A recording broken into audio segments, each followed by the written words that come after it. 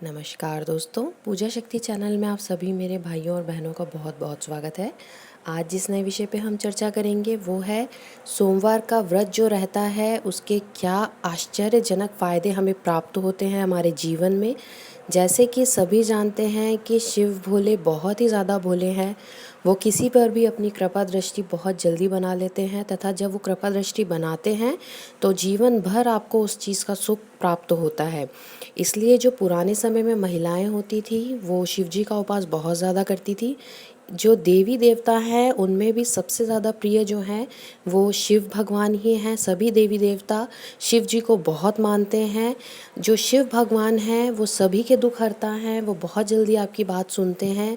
और सोमवार का व्रत करने पर कुछ विशेष बातें होती हैं। ये व्रत क्यों किया जाता है और इसके जो फ़ायदे होते हैं वो किस प्रकार हमारे जीवन में मिलते हैं, आज हम इसी विषय पर चर्चा करेंगे। तो सबसे पहले तो एक बहुत ही जो कॉमन फ़ायदा सभी को पता है वो है 16 सोमवार या सोमवार के उपास करने से हमें मन वांछित पति प्राप्त होता है।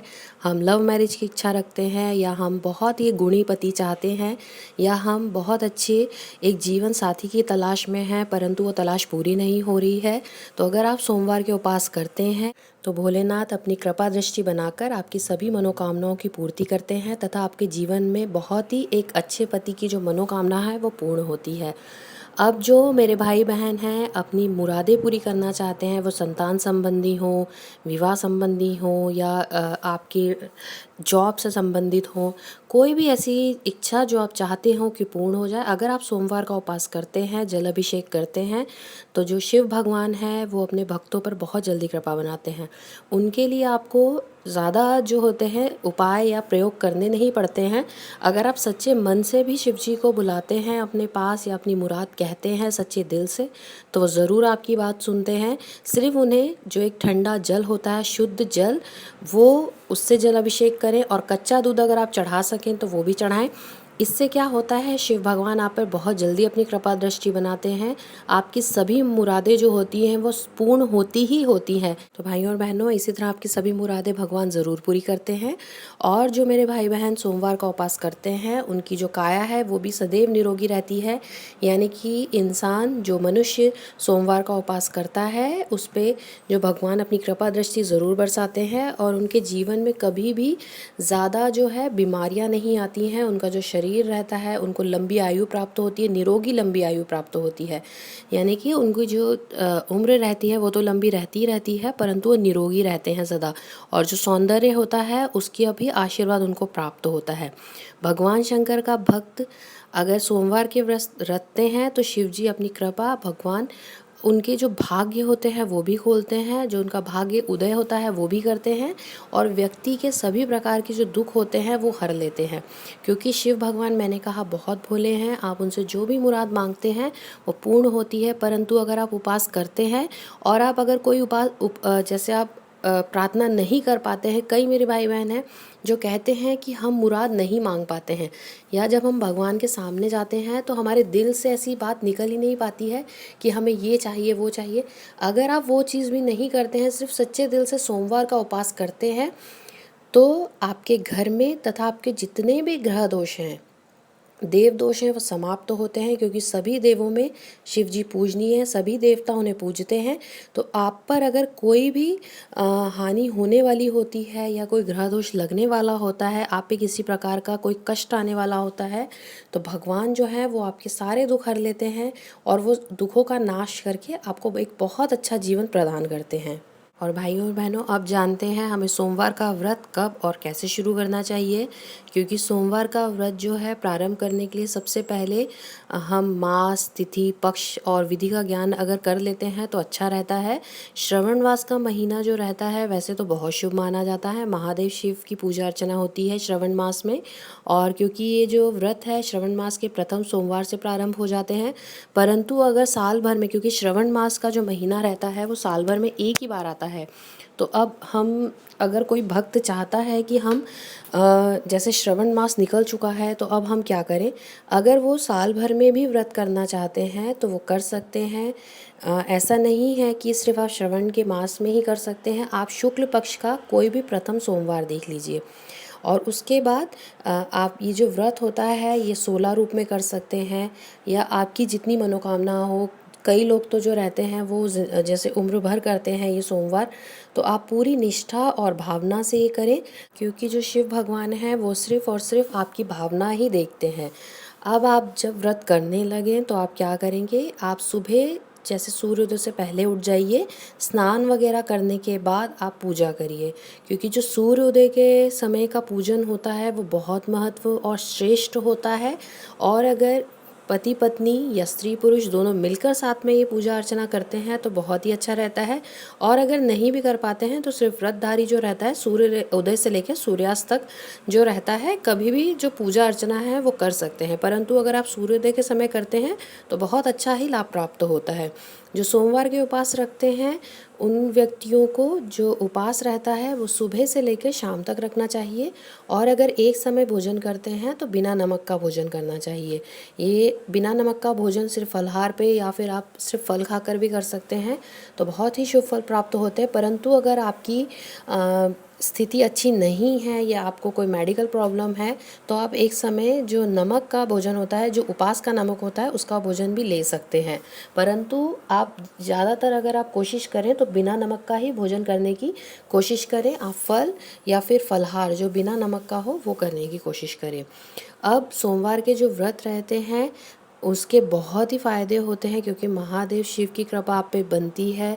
वरदान न्याय के लिए प्रसिद्ध हैं जो शिव भगवान हैं। कहा जाता है कोई भी शुद्ध मन से महादेव की आराधना करता है तो उसकी इच्छा ज़रूर पूर्ण होती है, इसमें कोई संदेह नहीं है।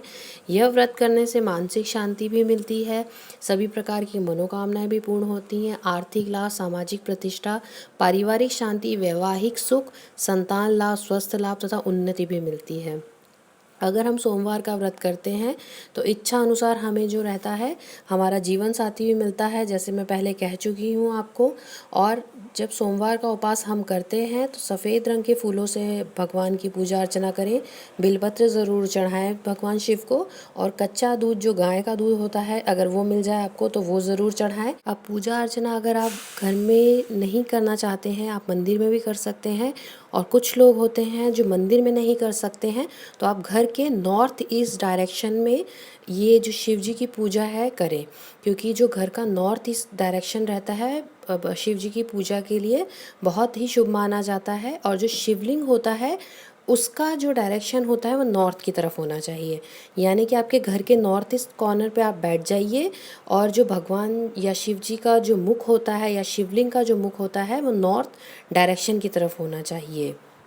अब भाइयों और बहनों, सोमवार की जो उपास की थाली रहेगी या पूजा की जो थाली रहेगी वो इस प्रकार रहेगी। आप बेलपत्र लेंगे, रोली लेंगे, चावल लेंगे, फूल जो होंगे सफ़ेद रंग के लेंगे, धूप, दीप, दिया और चंदन लेंगे आप, धतूरा लेंगे, जो दूध है वो लेंगे, दही लेंगे, कपूर लेंगे, कपूर देसी कपूर होना चाहिए, कनेर के फूल लेंगे आप, उसके बाद जनेऊ लेंगे आप।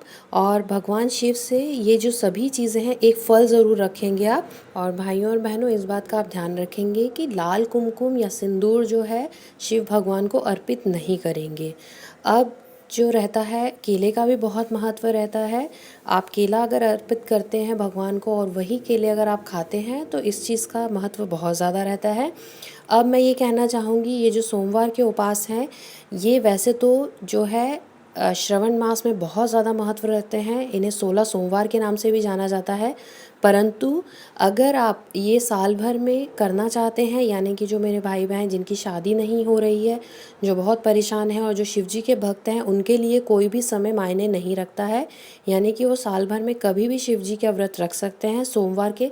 परंतु जब आप ये सोमवार के व्रत रखना चालू करें तो आपकी कोई मुराद होनी चाहिए, या फिर आप जो है एक तरीके से भगवान के सामने प्रण लेंगे कि मैं इतने सोमवार ये उपास करूँगा, या ये जो उपास है मैं बिना गिनती के रखूँगा, जिससे कि अगर आप बीच में कभी ये उपास छोड़ना भी चाहें या आपको लगता है आप नहीं कर पा रहे हैं तो भगवान के आगे आप माफ़ी मांग कर और उसके बाद अपने ये उपास जो हैं वो छोड़ सकते हैं।